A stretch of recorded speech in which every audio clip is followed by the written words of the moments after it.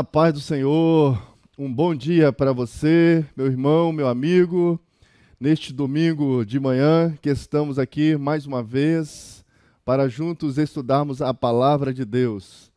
É motivo de muita alegria poder estar mais uma vez aqui juntamente com vocês para juntos estudarmos a lição bíblica que tem por tema a supremacia das Escrituras, a inspirada, inerrante e infalível Palavra de Deus.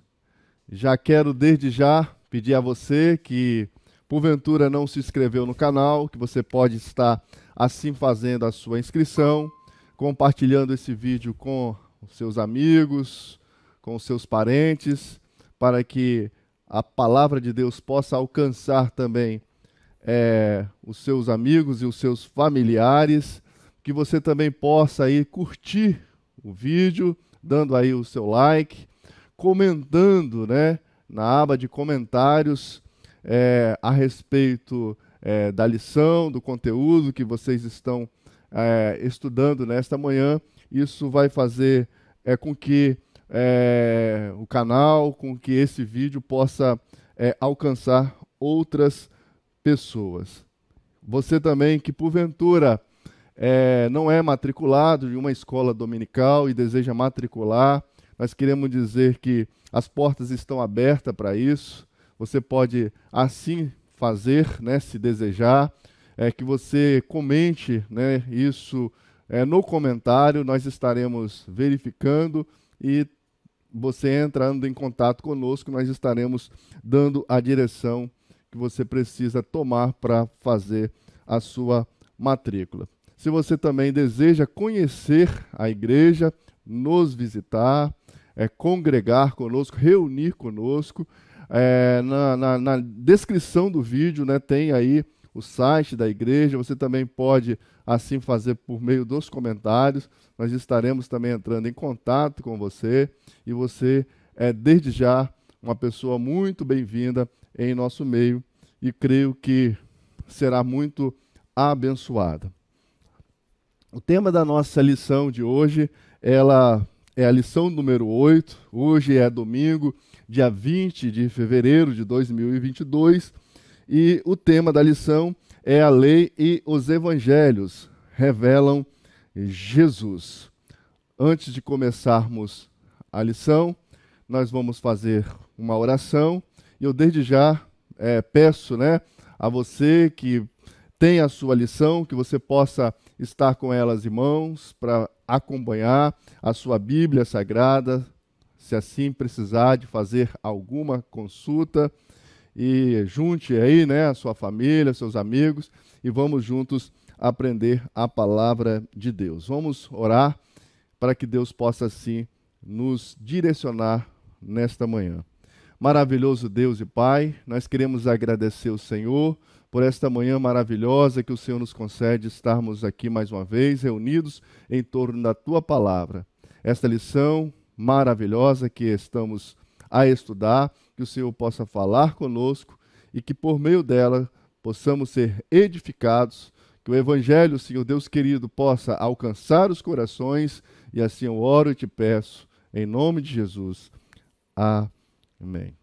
Bom, então como nós havíamos falado anteriormente, nós estamos estudando nesse trimestre uma série de lições que fala sobre a supremacia das Escrituras. Nós fomos muito privilegiados de estarmos estudando esse trimestre o conteúdo dessa lição, que tem sido de grande valor para mim, eu creio que tem sido de grande valor para você, e falar das Escrituras é algo que enche os nossos olhos e alegra os nossos corações, porque essa palavra que está hoje disponível para você, ela foi assim dada por meio de um milagre, né? A graça de Deus que foi assim manifestada, não somente na graça que se manifestou através de Jesus Cristo como a palavra encarnada, mas a própria palavra gerada, produzida, preservada e chegada até as nossas mãos é um verdadeiro milagre. Bom, Então, o tema da nossa lição é a lição 8, que vai falar sobre a lei e os evangelhos revelam Jesus. O texto áureo da nossa lição diz que: ouve, Israel, o Senhor nosso Deus é o único Senhor. Deuteronômio, capítulo de número 6 e o versículo de número 4.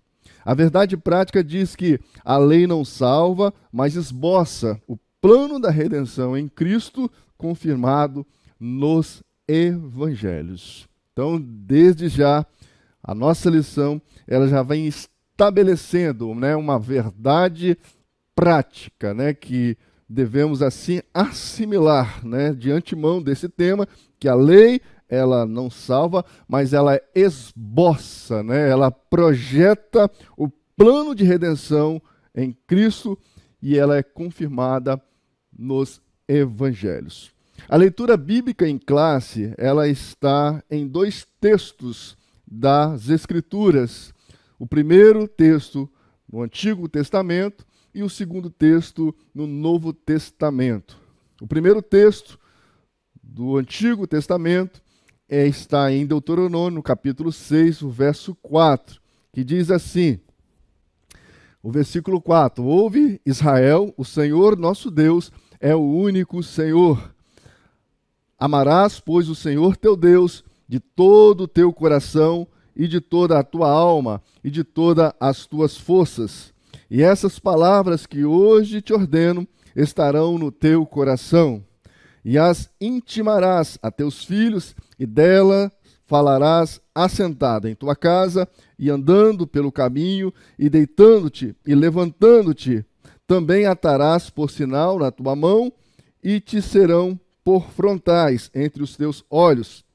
O último versículo, e as escreverás nos umbrais de tua casa e nas tuas portas. O segundo texto do Novo Testamento, Lucas 1, do verso 1 até o verso 4. Diz assim, tendo, pois, muitos empreendido pôr em ordem a narração dos fatos que entre nós se cumpriram, segundo nos transmitiram os mesmos que os presenciaram desde o princípio e foram ministros da palavra. Pareceu-me também a mim conveniente descrevê-los a ti, ó excelentíssimo Teófilo, por sua ordem, havendo-me já informado minuciosamente de tudo desde o princípio, para que conheças a certeza das coisas de que já estás informado. Então, esses dois textos aí é a base para que nós damos prosseguimento à lição de hoje, que vai falar a respeito da lei, né, que já pega aí um texto, né, de Deuteronômio, que é a segunda lei, a leitura da segunda lei, que fala justamente a respeito dos mandamentos, e o outro texto é de Lucas, né, que narra aí Lucas, né, como que ele produziu, né, escreveu o Evangelho segundo Lucas, ok? Bom, a nossa lição aí, ela está dividida aí em 3 tópicos, né? O primeiro tópico aí da nossa lição vai falar sobre o Pentateuco, a lei de Deus. O segundo tópico, os evangelhos e a mensagem de Cristo. E o terceiro e último tópico, uma mensagem transformadora. Eu vou procurar seguir didaticamente, né, esta divisão, para que assim nós possamos respeitar, né, o plano, né, pedagógico aí do nosso comentarista. É claro que nem tudo que a gente vai falar aqui vai estar exatamente como escrito aí, mas você vai ter uma visão, né, do que nós estaremos estudando nesta manhã. Então, a introdução, né, da nossa lição diz que a lei, né, e no caso aqui do nosso estudo aqui, está se referindo ao Pentateuco, né, os 5 primeiros livros do Antigo Testamento, que é Gênesis, Êxodo, Levítico, Números e Deuteronômio. E os evangelhos, que estão se referindo aos 4 primeiros livros do Novo Testamento, que é Mateus, Marcos, Lucas e João. Então, o nosso comentarista diz, e nós constatamos isso, que esses livros eles pertencem, né, respectivamente ao Antigo e ao Novo Testamento, e eles são livros, né, de origem divina que integram o cânon da Escritura, né? O cânon da Escritura, como já foi ensinado aqui nas aulas anteriores. Se você, porventura, não teve a oportunidade de assistir, você pode entrar no canal, ir lá e procurar essas aulas, né, que falam a respeito da formação do cânon das Escrituras, que foi justamente a regra, né, estabelecida aí pelos que formaram, né, escolheram, selecionaram os livros sagrados para compor as Sagradas Escrituras. Então, todos esses livros aqui que nós acabamos de ler, né, a respeito do Pentateuco e dos Evangelhos, eles possuem autoridade como regra de fé e prática, mas com funções distintas, né? Então, os preceitos e as narrativas da lei, elas têm aplicações no Evangelho. Então, a lei, a função da lei era transitória. Não que a lei é transitória, mas a função da lei é transitória. E ela revela o pecado, mas também ela aponta, né, o plano da salvação em Cristo Jesus. Então, a função da lei, ela tinha uma certa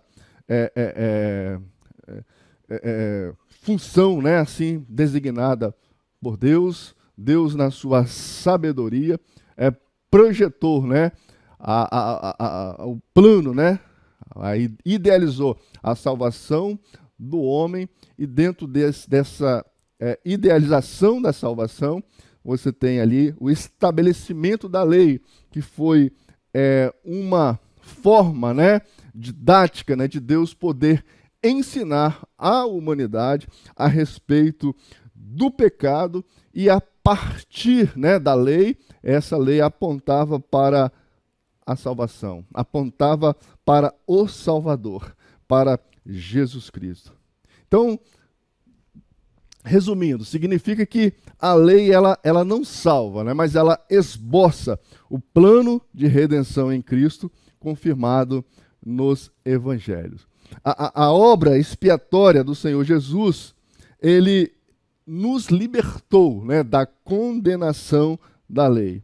Então, e nos Evangelhos, nós temos aí as boas novas, né, dessa salvação sendo revelada. Então, em suma, as obras da lei, elas não justificam, mas pela graça nós somos salvos por meio do arrependimento e a fé em Jesus Cristo. Então, nessa lição, nós vamos estudar a relação que existe entre o Pentateuco e a mensagem de Cristo, né, exposta aí nos 4 Evangelhos. Então, o primeiro tópico aí da nossa lição, o Pentateuco e a lei de Deus, que são, como nós havíamos falado, o Pentateuco são os 5 livros da lei. Então, o Pentateuco é uma palavra que deriva, né, de 2 termos gregos. Penta, né, que quer dizer 5, e teucos, né, que significa um estojo para o rolo de papiro. Então, a junção aí desses 2 termos, tradicionalmente, significa 5 volumes. Segundo Stanley Ellis, no seu livro, né, Conheça Melhor o Antigo Testamento, ele informa que os livros antigos, eles eram escritos em rolos. Geralmente, esses rolos, eles tinham 9 metros de comprimento, mais ou menos, né? E era o tamanho necessário para acomodar de Gênesis até Deuteronômio. Então, portanto, aí a expressão Pentateuco, ela corresponde ao conjunto formado pelos 5 primeiros livros do Antigo Testamento. O título desses livros corresponde à primeira palavra hebraica, né, do texto hebraico, isso na versão da Bíblia hebraica, né? E na língua portuguesa, ela obedece à tradução, né, do grego da Septuaginta. Então, a Septuaginta é uma tradução da Bíblia, né, hebraica, né, do Antigo Testamento, para o grego. É considerada a tradução mais antiga, né, que existiu, né, que existe, né, que era mais ou menos do século III até o século I antes de Cristo que aconteceu essa tradução do hebraico para o grego. Então, na nossa Bíblia aí, a gente tem o primeiro livro, Gênesis, que no grego, né, que a gente pegou justamente a tradução, né, da palavra grega Gênesis, que significa começo, né, que significa origem. Já no hebraico, o livro de Gênesis, ele é chamado de Bereshit, né, que significa no princípio. Então, como nós falamos, a Bíblia hebraica, ela pega a primeira palavra que está em cada livro. Então, como o livro de Gênesis aí começa dizendo, né, que no princípio, então o livro em hebraico aí é chamado de Bereshit, tá? O livro de Êxodo, né, a nossa tradução do grego, êxodo significa saída. E o nome e o significado em hebraico significa Shemó, né, que são os nomes de. Então, se você for olhar lá no livro de Êxodo, o primeiro versículo, a gente vai ver lá que eles começam dizendo que os nomes, né, dos filhos de Jacó, então ele pega a primeira palavra aí para dar o nome a esse livro, certo? O livro de Levítico, o significado em português, né, que vem do grego, significa aquilo que pertence, né, aquilo que é próprio dos levitas. E o nome em hebraico é Valquiram e o significado é o Senhor chamou. Números, da mesma forma, do grego para o português, significa aritmética, né, estatística. E o nome no hebraico é Bemidban, que significa no deserto. Então, como eu falei, é sempre a primeira palavra que começa a ser escrita, né, no livro. Os hebreus, eles deram assim o nome ao seu livro. E por último, Deuteronômio, que significa segunda lei, ou seja, a segunda promulgação da lei, a repetição da lei, né, na nossa tradução aí do grego para o português. E no hebraico é o Devarim, né, que significa palavras. Então, no texto hebraico e pelos judeus, ainda, né, hoje esses volumes são denominados de Torá, né, com o sentido de instrução, de ensino, de direção e orientação. Então, para os judeus, ainda hoje, né, os 5 livros da lei, que são denominados de Torá. E para eles ali estão aquilo que eles precisam para instrução, para ensino, para direção e orientação. Então a Torá, ela assume aí um significado genérico, como sendo o livro da lei, como abrangência de todas as normas, né? E está associado ao nome de Moisés. Então, portanto, a autoria, né, do Pentateuco o autor é Moisés, considerado tanto pelos judeus como os cristãos, né, que são aí realmente que tem, né, no caso, a Bíblia Sagrada como sendo o seu livro, né, de fé, de crença, né, de piedade. Moisés, ele é o autor, né, desses 5 livros. E existem algumas discussões, né, justamente promovidas aí pela alta crítica, né, que tenta, né, de forma perversa, podemos assim dizer, de dizer que o livro, né, os 5 livros, eles não têm a autoria de Moisés por completo, mas como se fosse um mosaico, né, várias partes, né, de vários autores escrevendo ali, o que torna isso a palavra de Deus como se ela fosse uma mácula, né? Isso para a nossa fé, né? Isso surge-se como sendo uma afronta, né? Como sendo realmente algo que não é aceitável, né? Para a nossa vida cristã. E quanto à autoria, né, a própria Bíblia, né, ela fala por si. A autoria ela é confirmada, né, no Antigo Testamento e no Novo Testamento. Né? Aí no Novo Testamento a gente pode observar aí em Marcos, né, no capítulo de número 12, o versículo de número 26, Jesus ele dizendo, né, que a respeito, né, da ressurreição dos mortos, ainda não tendes lido no livro de Moisés, no texto referente à sarça, né, como Deus lhe declarou, eu sou o Deus de Abraão, o Deus de Isaque e o Deus de Jacó. Então o próprio Jesus, ele confirmando, né, que o livro do Antigo Testamento, nesse caso aqui, ele está citando, né, a respeito ali de Gênesis, quando fala a respeito de que ele é o Deus de Abraão, o Deus de Isaque e o Deus de Jacó, e atestando, né, este livro a Moisés. Moisés escreveu este livro. Nós também podemos citar, né, como uma confirmação no próprio Antigo Testamento, em Josué, no capítulo de número 8, o versículo de número 31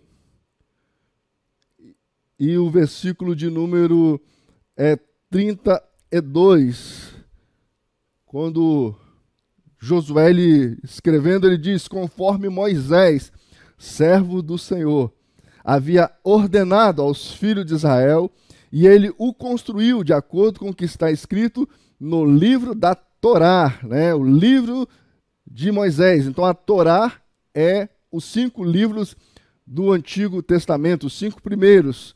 E ele chama de o livro de Moisés. Ele diz: um altar de pedras brutas não lavradas, nas quais não se usou ferramenta alguma de ferro. Aí ele continua no versículo 32 dizendo: ali Josué escreveu sobre as pedras uma cópia da Torá, da lei que Moisés havia escrito.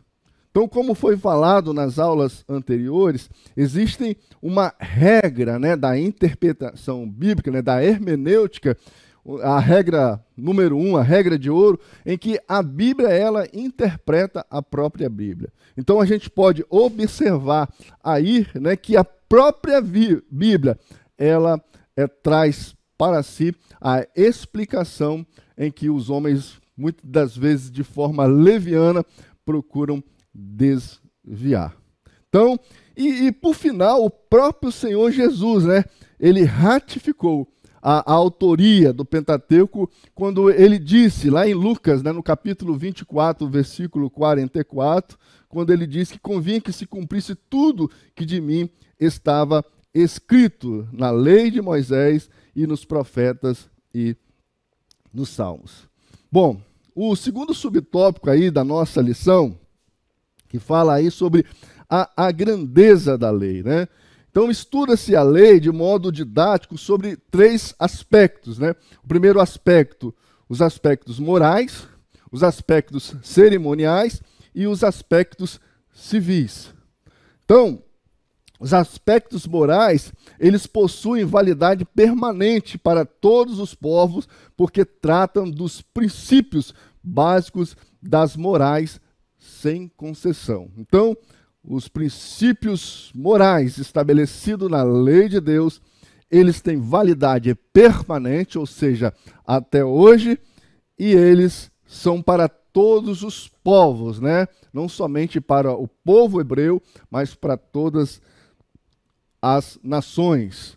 As leis cerimoniais, elas tratam da liturgia dos judeus e compreende aí as festividades religiosas e o sistema de sacrifício e adoração no santuário, os alimentos limpos, impuros, imundos e as instruções sobre a pureza ritual, entre outros preceitos.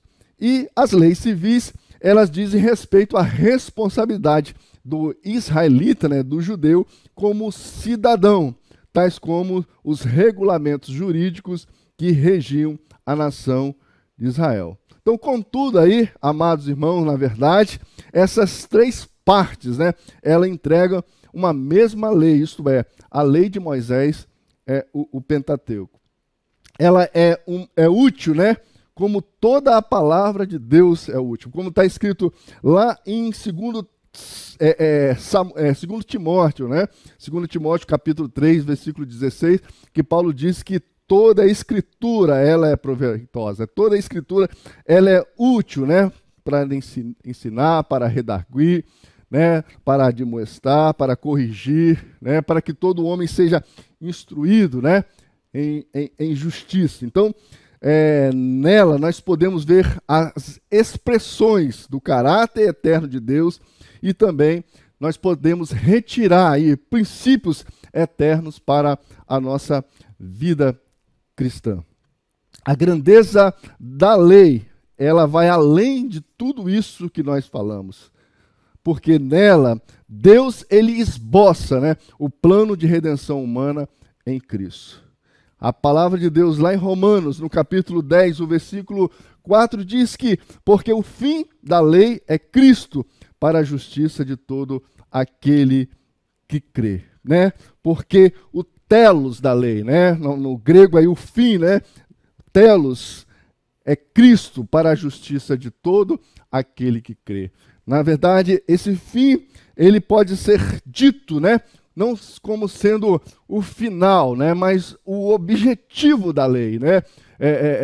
Qual é o sentido da lei? O sentido da lei é Cristo. O objetivo da lei é Cristo. É justamente apontar para Jesus Cristo. E ao mesmo tempo diz que encerra-se nele, né? Porque não é por meio da lei que nós vamos ser justificados, né? A nossa justiça, ela não vem por meio da lei, mas a nossa justiça, ela vem por meio de Jesus Cristo. É por meio dele que nós somos salvos. A lei aponta para ele. O objetivo da lei era justamente mostrar para nós que somos pecadores e apontar para o Salvador, que é Jesus Cristo. E ao mesmo tempo, né, dizer que por meio dela nós não alcançaremos nenhuma salvação, a não ser nos méritos de Jesus Cristo.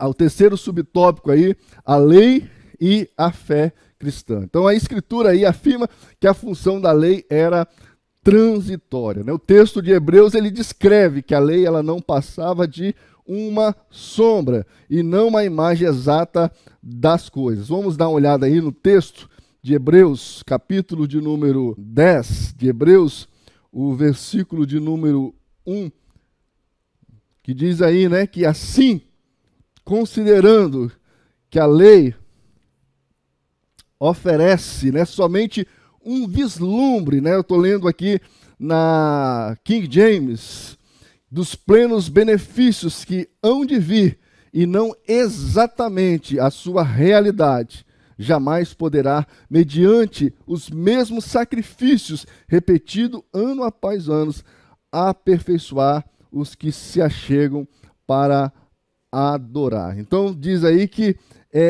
a lei, ela oferece apenas um vislumbre, né, dos plenos benefícios que hão de vir.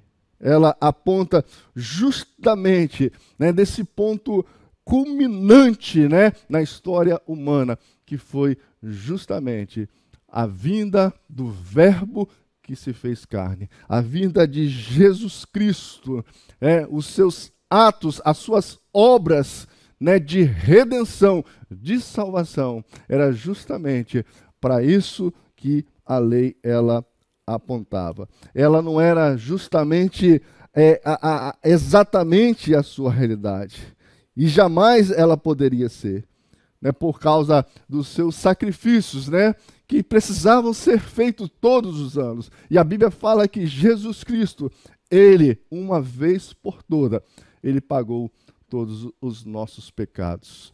Glória a Deus por Jesus Cristo e pela a sua obra maravilhosa. O segundo ponto, né, o segundo tópico da nossa lição aí, fala sobre os evangelhos, a mensagem de Cristo. Então vamos ver aí o conceito, né, de evangelho.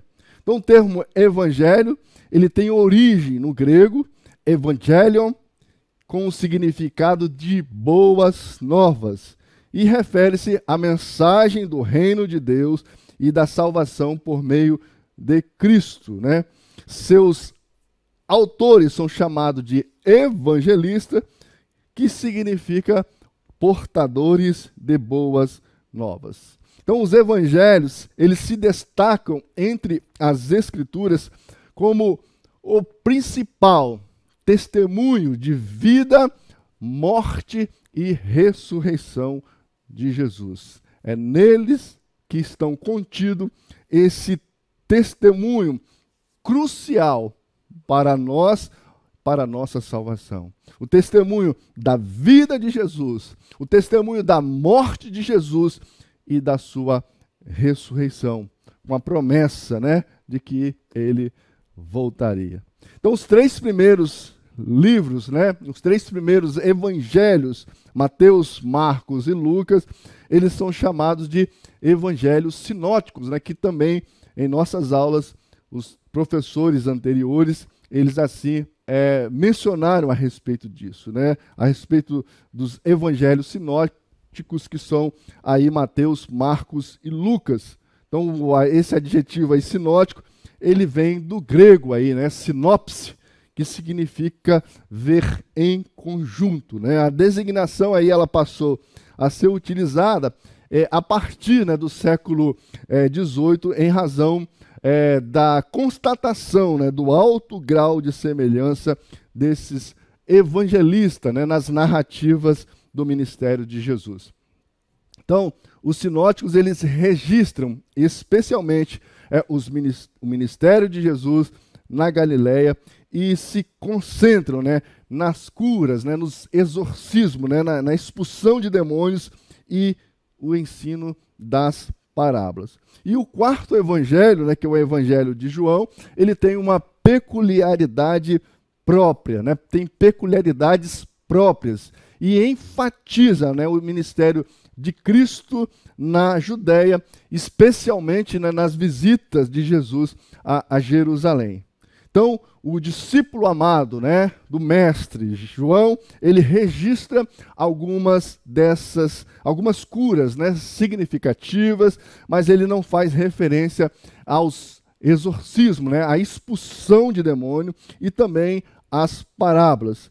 João, ele destaca, né, os discursos mais profundos do Senhor Jesus. Como exemplo, nós podemos citar a respeito do novo nascimento, né? Do nascer da água e do Espírito, que está contido somente em João. A oração intercessória de Jesus, né? A promessa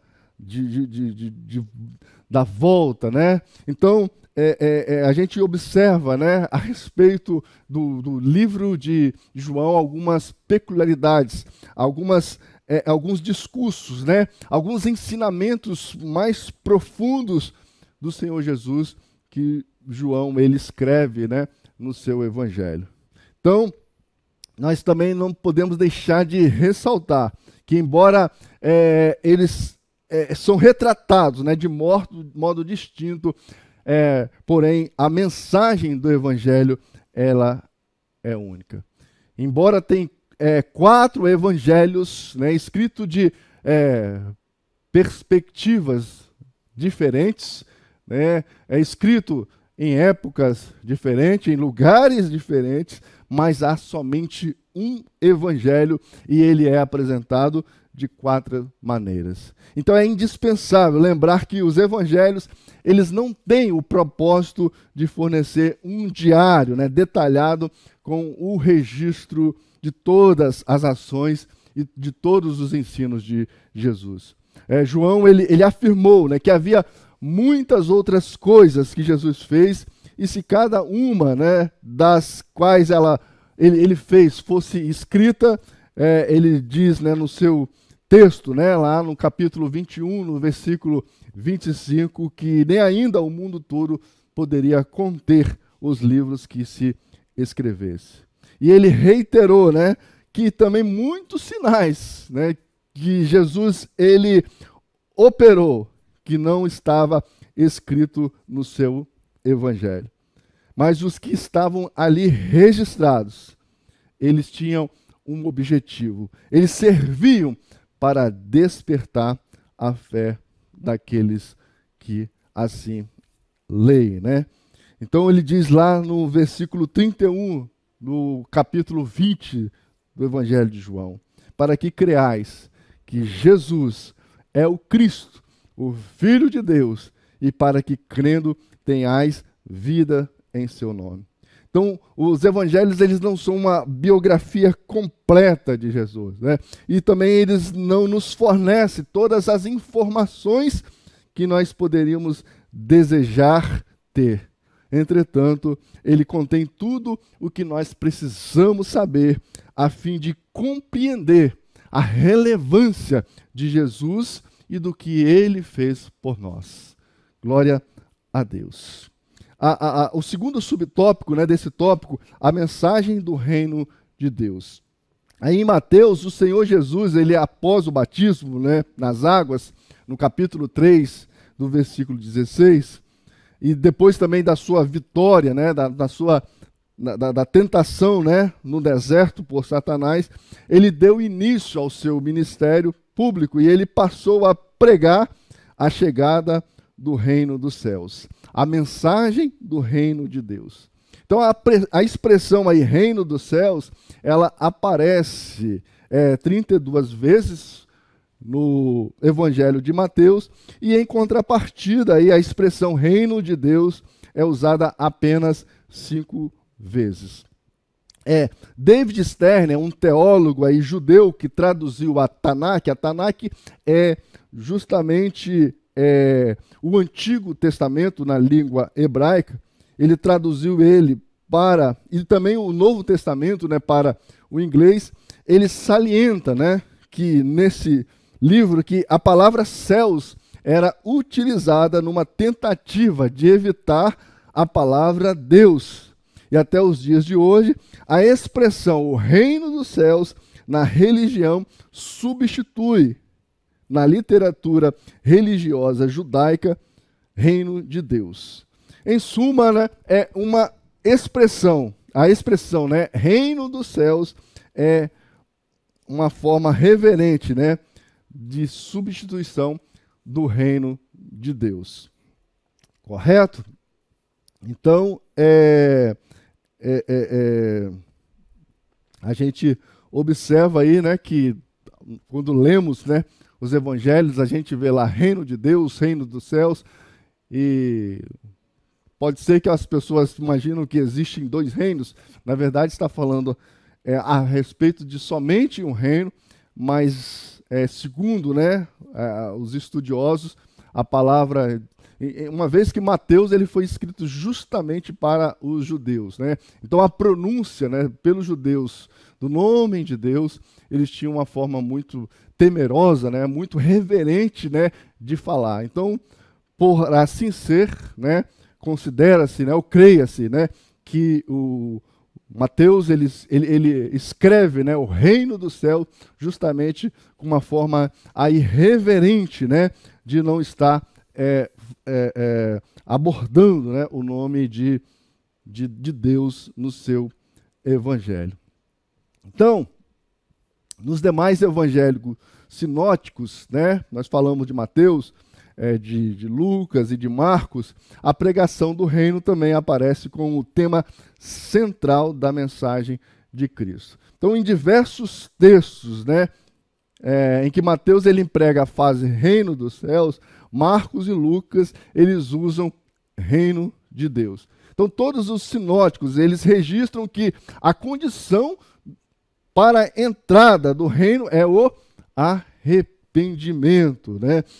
Mateus ele escreve, né, no versículo 17 do capítulo 4 do seu livro, que ele escreve: arrependei-vos, porque é chegado o reino dos céus. Marcos, no capítulo 1, no versículo 15, ele diz: arrependei-vos e credes no Evangelho. E Lucas, ele diz: eu não vim chamar os justos, mas sim os pecadores ao arrependimento. Então, para adentrar, para fazer parte do reino de Deus, o arrependimento, ele é primordial. Porém, o arrependimento, ele não consiste em sentir tristeza por causa de alguma coisa, mas o arrependimento genuíno, ele envolve uma real mudança de direção. É preciso que passe-se pelo novo nascimento. Precisa que o crente que se arrepende, a sua vida, né, o seu caráter, ele seja transformado. Ele muda de direção. Ele não caminha agora para as trevas, para o pecado, mas ele foge das trevas. Ele foge do pecado e caminha para o reino de Cristo, para o reino da luz, para o reino do nosso amado Senhor. Então, João aí, no seu evangelho, ele usa a expressão reino de Deus. E em seus registros, né, o evangelista, ele escreve que o reino de Deus não é deste mundo. E Cristo, ele enfatizou, né, ele ensinou que a natureza do seu reino não é uma natureza terrena. Esse reino, ele está estabelecido no interior das pessoas, como Lucas assim escreveu. A riqueza, né, a autoridade e a glória desse reino de Deus são de naturezas espirituais. Contudo, mediante a todas estas informações, os judeus, eles esperavam um líder político que os libertasse, né, do jugo romano. Mas Jesus, ele veio exercer uma soberania espiritual no coração do povo para libertá-los do jugo do pecado. Então, não obstante, né, essa verdade, né, contida nos evangelhos, não nega a realidade de um reino vindouro, como está escrito lá em Lucas, no capítulo 22 e o versículo 30. Vamos assim acompanhar, que diz assim: para que comais e bebais a minha mesa no meu reino, e vos assentarei em tronos para governar as 12 tribos de Israel. Jesus está falando a respeito de uma confirmação, de uma consolidação desse reino na eternidade, que nós nos assentaremos, aleluia, à mesa do seu reino, e ali nós estaremos, né, governando com as tribos do Senhor. Então, o reino de Deus, o reino de Cristo, abrange a obra redentora de Cristo e a sua promessa do porvir, a sua promessa de voltar. Glória a Deus. O terceiro subtópico, a mensagem da salvação. Jesus aí, ele é identificado por vários títulos messiânicos. Ele é identificado como filho de Davi, como rei dos judeus, como o filho de Deus, como Cristo, né, como o Salvador e Senhor. Mas nesse ponto, né, a respeito da mensagem da salvação, nós vamos destacar as expressões contidas no anúncio angelical, né?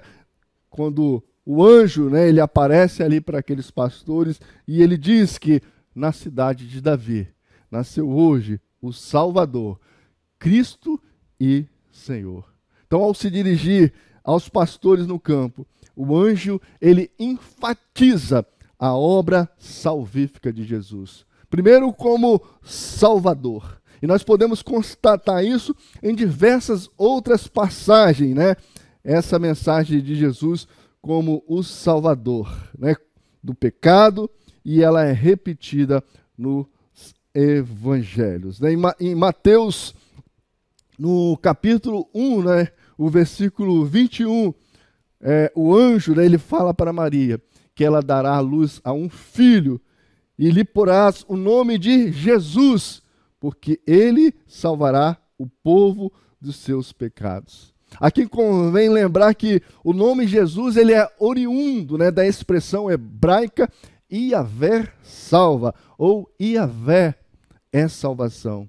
E essa expressão aponta, né, esse nome aponta para a sua nobre função, a sua nobre missão de ser um Deus Salvador. Então, o propósito da vinda de Jesus se revela no nome que é lhe dado, isto é, de Salvador, de salvar os pecadores. O outro nome, né, destacado aí é como o Cristo. A expressão Cristo aí significa ungido, do grego, né?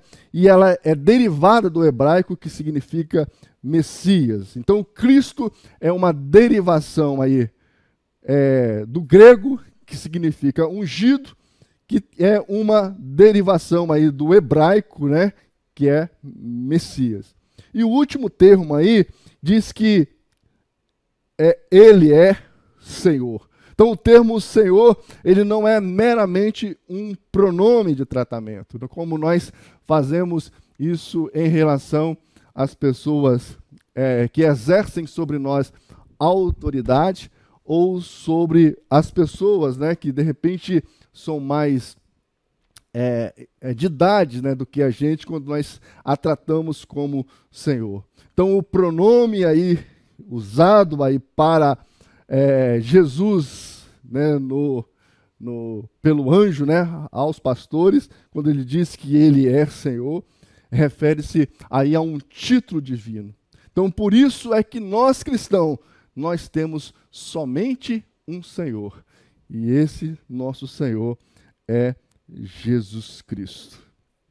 Então, Jesus, ele é aquele que veio para nos salvar. Marcos, ele afirma, né, que aquele que crer nele e for batizado será salvo.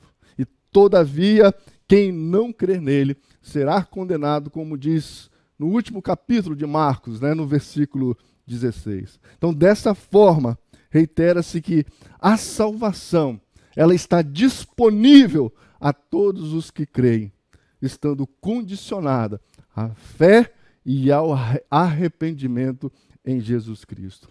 Lucas, ele assevera que Jesus, ele veio salvar o que estava perdido. E esse ensinamento, ele ocorreu justamente na casa de Zaqueu, um corrupto cobrador de imposto. Depois dele crer, né, no Salvador, na mensagem de Cristo, ele demonstra, né, esse publicano, ele demonstra a sua fé ao prometer indenizar, restituir todas as pessoas que possivelmente ele tivesse defraudado. A fé salvadora transformou o caráter daquele homem que outrora era ganancioso e materialista. Diante dessa mudança, né, demonstrada, Jesus, ele disse: hoje veio a salvação a esta casa. Por último, o evangelista João, ele esclarece que Jesus é o Salvador do mundo. Lá no capítulo 4, o versículo 42, João, ele escrevendo, ele disse, né? Na verdade, os homens samaritanos, eles dizem ali à mulher: agora cremos, não somente por causa do que tu falaste, mas porque nós mesmos o ouvimos a Jesus, e sabemos que este quem? Jesus, é verdadeiramente o Cristo, o Salvador do mundo. Então, significa, irmãos, que a graça salvífica, a graça salvadora, ela está disponível para todos os homens. Por isso, a mensagem da salvação é um ato do amor e da graça divina pelos méritos de quem? Pelos méritos de Cristo, que foi enviado pelo Pai para que o mundo fosse salvo por ele.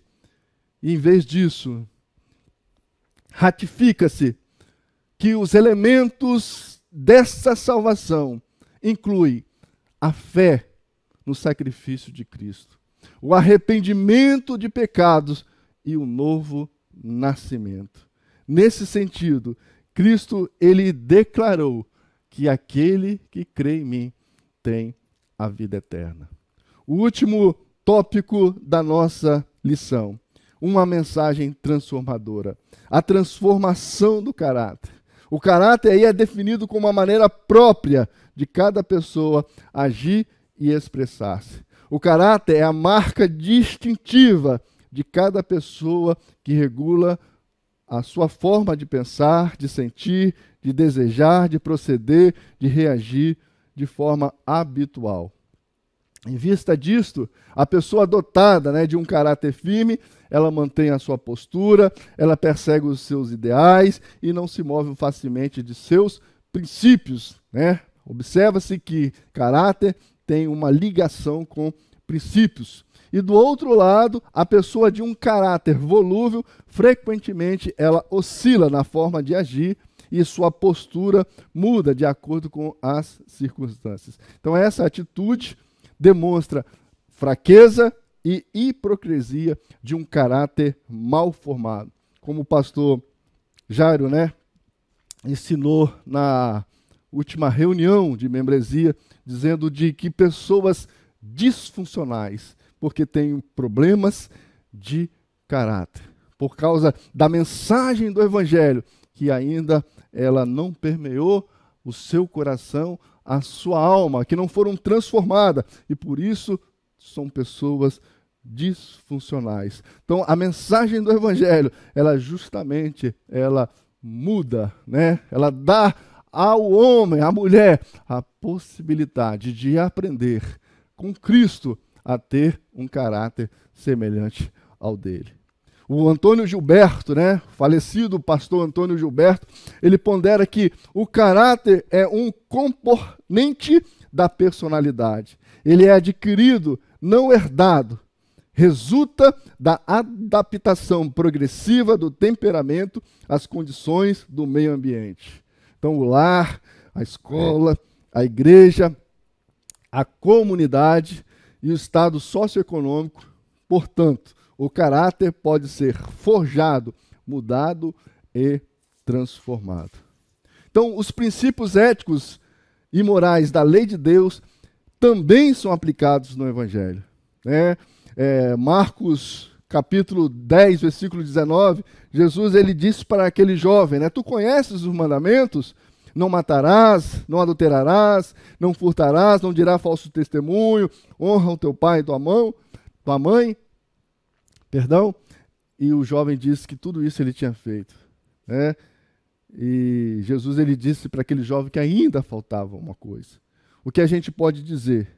Que, contudo, irmãos, a mera observação de códigos morais não podem salvar a ninguém. Somente Jesus Cristo, somente a graça divina é capaz de transformar o caráter humano. Então, uma mudança de caráter, ela implica numa mudança de comportamento.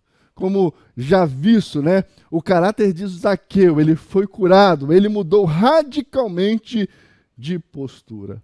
E o escritor aos Hebreus, ele diz que ele nos adverte, né, que sem a santificação, sem a mudança de vida, ninguém verá a Deus. E Paulo, ele descreve que o poder transformador do evangelho opera em nós, glória em glória. Então, por meio da ação do Espírito Santo, da obediência ao evangelho, o homem ele pode compartilhar a natureza do caráter de Deus. Desse modo, a mensagem de Cristo produz, né, substância e mudança no caráter do cristão. Então, é preciso que nós, por meio do Espírito Santo, sejamos obedientes. Estamos prontos a aprender. Não somente queremos falar, mas também ouvir. Como Paulo assim ensinou.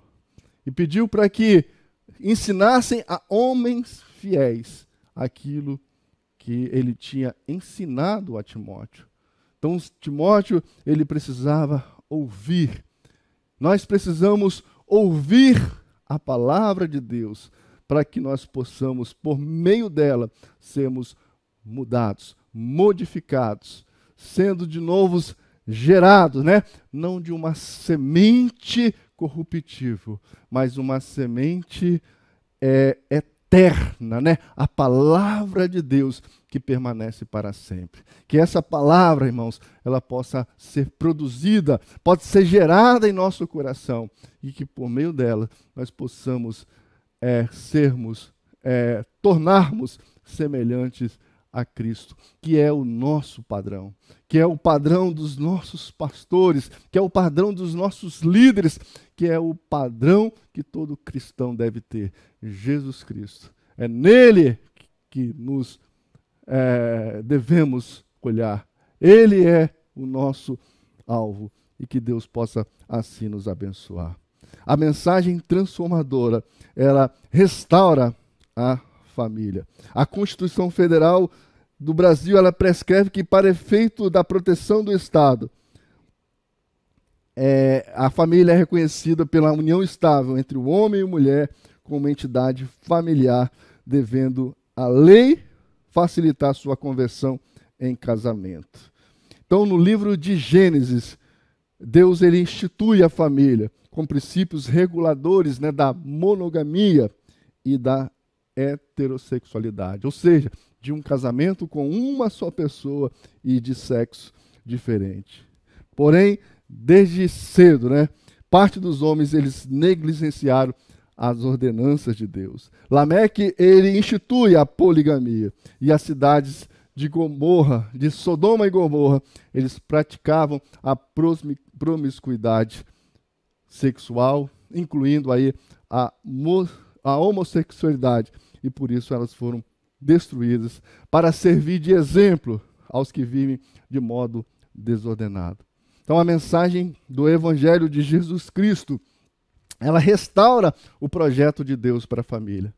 Como a família foi ordenada por Deus, ela é mais importante unidade social desta vida e também da eternidade, porque nós seremos uma só família.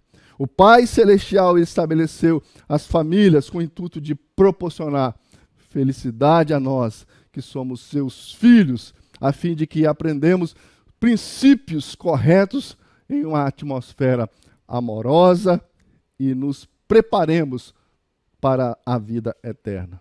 O lar é o melhor lugar para se ensinar, para aprender, para aplicar os princípios do Evangelho de Jesus Cristo. Um lar estabelecido nos princípios do Evangelho será um lugar de refúgio, de paz e de segurança. Será um lugar em que o Espírito do Senhor ele poderá habitar, abençoando os membros da família com paz, com alegria e com felicidade. Por último tópico aí, a regeneração da sociedade. O amor a Deus, ele deve ser pleno. Deus, ele requer um amor que envolve a pessoa toda. Coração, alma e entendimento. Então, o amor ao próximo se estende a todas as pessoas, inclusive ao inimigo. Então nós, por conseguinte, né, irmãos, a virtude do amor é o princípio basilar de todas as ações do crente salvo por Cristo.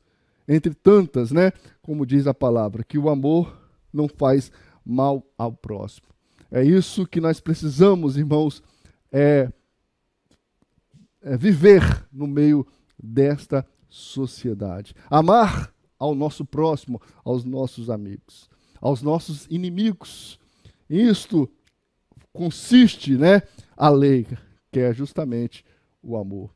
E o amor, ele não se alegra com a injustiça. O amor perdoa. O amor, ele salva, ele cura e ele liberta e regenera a sociedade. Que Deus em Cristo possa abençoar a sua vida.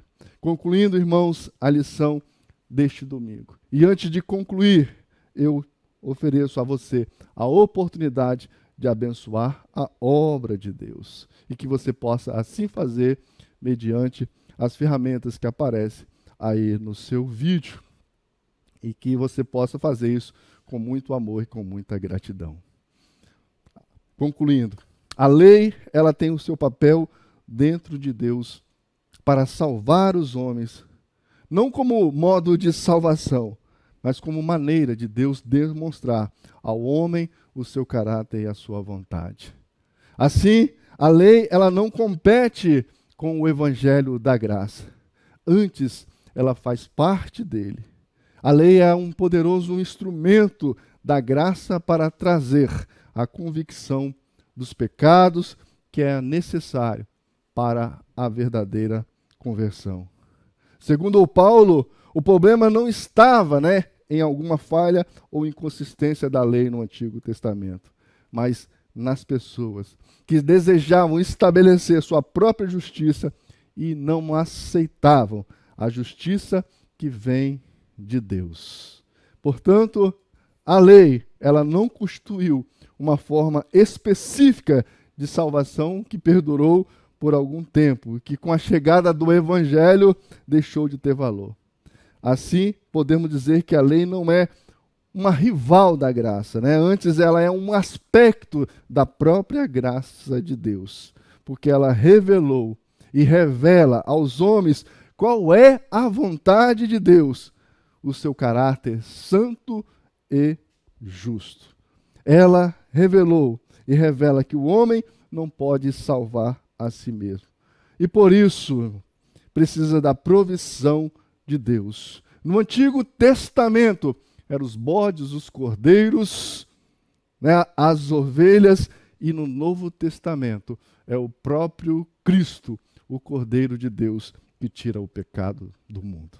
Este continua sendo para o crente o padrão de comportamento que se espera para que se vive sobre esta aliança, que foi feita pelo sangue de Jesus Cristo e revelada no seu Evangelho. Que Deus abençoe a sua vida nesta manhã e assim oramos agradecendo a Deus.